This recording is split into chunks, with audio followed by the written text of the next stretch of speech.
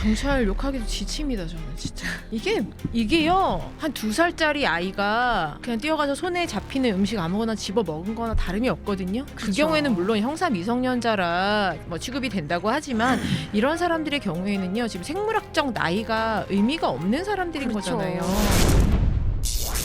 지금 보안 수사권 문제로 지금 한참 문제 논란들이 많은 상황들이죠. 광주 여고생 성 폭행이라 그래야 되나? 네.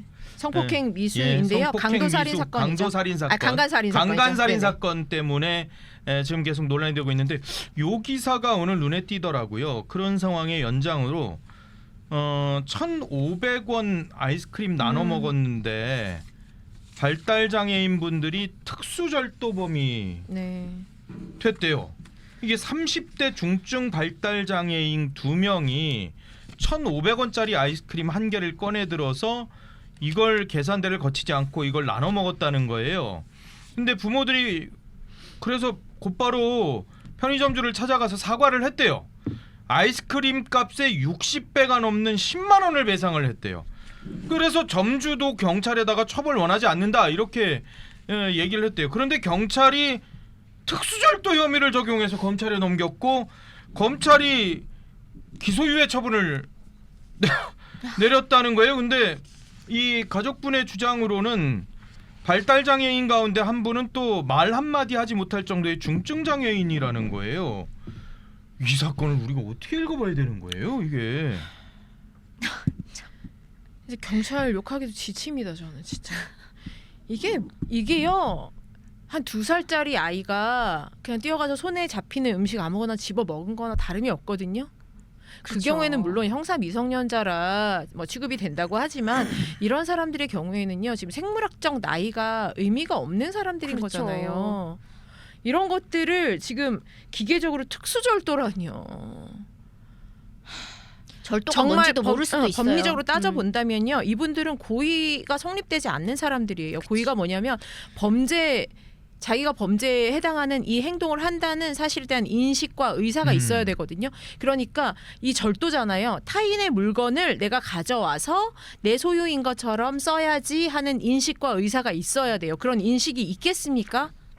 와, 이거 근데 이거는요 그냥 무능한 겁니다. 아유, 참 마음이 인간적인 뭐 인권적인 이런 얘기를 가기도 전에요 이 사람들 무능한 거예요. 이 사람들이 고의가 있는지 없는지 법리를 따질 정도의 능력도 없고 의지도 없는 사람들인 겁니다. 법리적으로 따져서 이 사람들 불송치할 수 있는 여지 충분히 있고요. 당연히 불송치 돼야 될 사안이라고 저는 보이거든요. 근데 경찰은 이렇게 얘기를 하고 있어요. 법리적으로 특수절도죄가 적용되는 상황이라서 불송치할 방법이 없었다. 그러면서 특수절도죄는 벌금형이 없고 실형만 있는 범죄라서 경미범죄심사위원회에서 사건을 넘길 수가 없었다.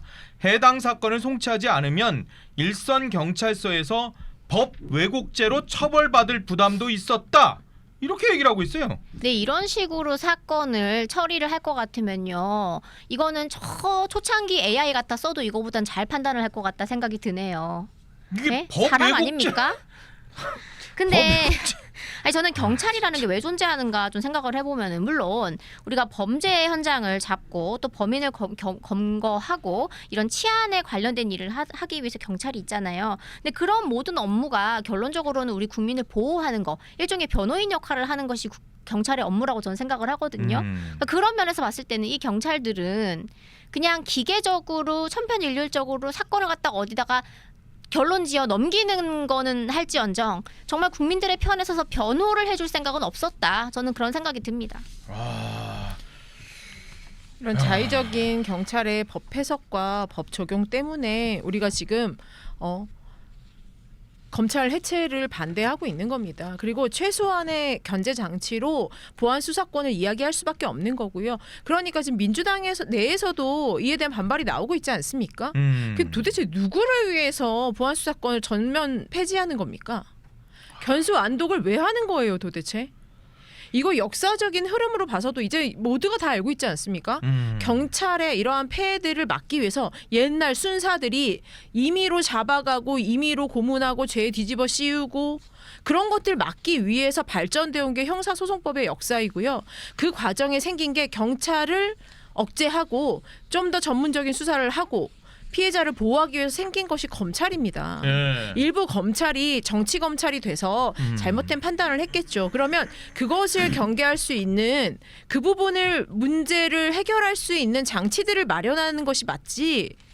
검찰 자체를 없애는 것으로서 그 검찰에 있었던 문제점이 그대로 경찰로 오고 기존에 있었던 경찰의 폐해, 경찰 제도만 있었을 때의 폐해는 그대로 답습해가는 역사를 거꾸로 올라가는 현실을 우리가 21세기 2026년 대한민국에서 보고 있는 겁니다. 우리나라가 어디 가서 이제요 사법제도나 이런 거 선진국의 제도라고 말을 할 수가 없어요. 이렇게 되면 어떤 나라에서 이렇게 합니까? 이 중국입니까? 중국 공안들도 이렇게 안 할 겁니다. 이게 경찰 관계자가 법 왜곡죄를 이유로 들 정도로 이게 입법이 얼마나 법을 이렇게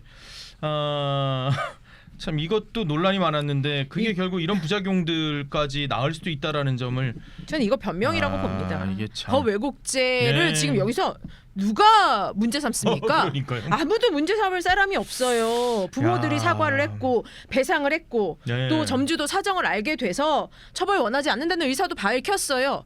누가 과연 이 경찰을 처벌하지 않는 걸로 불성치한다고 해서 법 왜곡죄로 고발을 합니까? 참 황당한. 잘못했다 미안하다 내가 좀 더 살필 수 있었다라고 말하면 안 됩니까? 그죠. 그러니까요. 시간이 다 됐어요. 이거 정청래가 오늘 김어준의 뒤늦게 김민석보다 뒤늦게 나와가지고 조국당하고 합당할 때 강득구 최고위원하고 홍익표 수석을 함께 만났다. 이렇게 얘기를 해서 김민석이 얘기했던 거하고 다른 얘기가 나와서 이거 아마 민주당 내에서는 엄청나게 나올 건데 시간이 없어서 이 얘기를 못하네. 그러게요. 네. 김민석은 만나지 않는 것으로 안다라고 이거 얘기를 당무개입 했었거든요. 얘기해야 되는데 당무개입. 요건 뭐 내일이나 이렇게 다시 네, 꼭 한번 해주십시오. 아마 이슈가 이건 전 커질 네. 거라고 생각하고 맞아요. 있고. 근데 송영길 의원의 얘기를 좀 곱씹어봐야 될 것 같아요. 유튜브 스픽스에 나와서 이런 얘기를 했습니다. 송영길 의원이 저런 얼굴로 민주당을 끌고 가게 되면 우리 딸 아들도 안 찍을 것이다. 그럼 다른 두 분이 하면은 뭐 찍습니까? 아니 근데 이 비판의 본질은요 정청래 대표 얼굴에 대해서 이야기하는 거잖아요. 참 이 이게 얼마나 인신공격이고 저급한 아니, 이야기입니까? 얼굴은 아니고 아마 저런 분이 저런 당 얼굴 대표라는 뭐 아닙니다. 그런 저는 저런 얼굴이 예. 명확하게 그거라고 봐요. 아, 그래요? 예. 그러니까 우리 딸 아들도 안 찍어요. 왜 얼굴 비호감이라서요? 이 얘기하고 있는 거 아닙니까? 설마.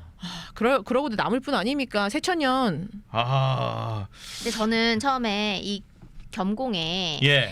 김민석 총리가 먼저 출연을 했을 먼저 때 출연했죠. 막 CCTV 화면까지 막 받아다 틀어주고 막 본인 아니면 열람이 안 된다면서요. 그러니까 안 되죠. 뭐 네. 어디서 받았는지는 모르죠. 예, 아니, 뒤에서 국회에서 미리 받은 줬대요. 거 아니냐 네, 이렇게 국회에 이야기를 줬다고 했죠. 하는데 저는 그때 사람들이 김민석 쪽에 양다리 아닌가 그랬는데 네. 지금 정청래 대표는 전략 전술적으로 더 늦게 나온 겁니다. 그래야지 먼저 방송을 한 김민석 이 후보의 발언들을 가지고 본인이 방어하면서 공격할 수 있는 그 순서가 뒷순서거든요. 그걸로 아니, 해석해 볼 수 네. 있구나. 그래요. 그럼요. 아니 제가 얘기했잖아요. 정청래 대표 생각보다 정치 잘한다고. 그러니까요. 깜짝 놀랐다고. 예. 다시 또 뉴청계로 그러면서 엄청 뉴청계를 계속 그쵸, 줄곧 그거 유지하시는 파이팅! 네, 의리가 엄청 큰 있으시네. 의제를 지금 그래서 던진 거예요. 뒤에 나와서. 그래서 송영길 의원의 얘기에 발끈하셨구나.